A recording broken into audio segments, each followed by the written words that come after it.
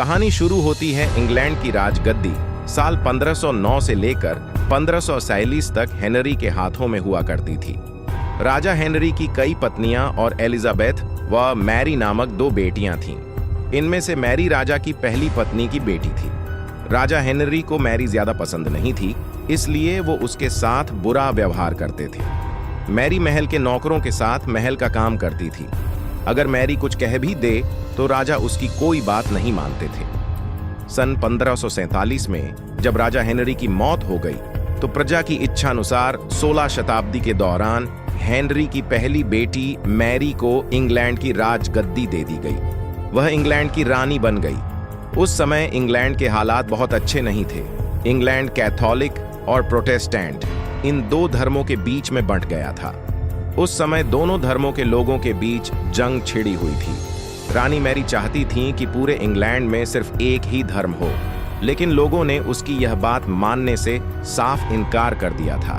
इससे नाराज होकर रानी ने उनकी बात न मनाने वालों को मौत की सजा दे दी थी। वह ऐसे लोगों को जिंदा भी जला देती थी। रानी मैरी की इस क्रूरता की वजह से इंग्लैंड के लोग उससे नफरत करने लगे। ऐसा भी कहा जाने लगा कि रानी मैरी कुंवारी जवान लड़कियों के खून से नहाती थी। उसका मानना था कि उनके खून से नहाने से वह ज्यादा दिनों तक जवान रह सकती है। कुछ सालों बाद रानी मैरी ने शादी कर ली और कुछ समय बाद इंग्लैंड में एक खबर आई कि रानी मैरी गर्भवती हैं और जल्द ही उनके राज्य को उनका नया राजा भी मिल जाएगा।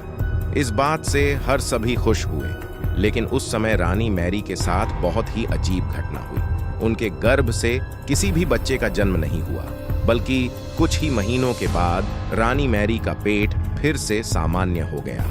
वहां के ओझा लोगों ने अपनी तंत्र विद्या से बताया कि रानी मैरी के गर्भ में कोई बच्चा नहीं, बल्कि एक भूत आकर निवास करता है।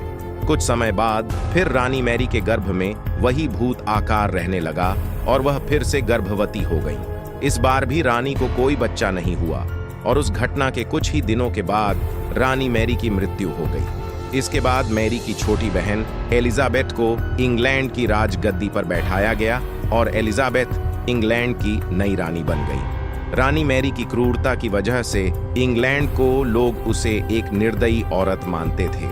वहीं जब उसके गर्भ में बच्चे की जगह एक भूत का निवास होने लगा तो लोगों ने उसे शापित भी करार दे दिया और इसी वजह से उसे लोगों ने ब्लडी मैरी का नाम दिया।